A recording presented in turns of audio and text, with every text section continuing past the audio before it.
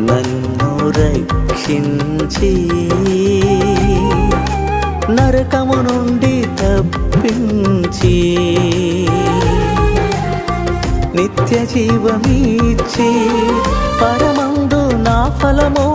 అధికము చేసిన యేసయ్యా పూర్ణాత్మతో నిన్ను ఆరాధించెదను పూర్ణాత్మతో నిన్ను ఆరాధించెదను నిన్నే సేవించెదను నిన్నే కీర్తించెదను కీర్తనలు పాడుచు నిన్నే కనపరచెదను నిన్నే సేవించెదను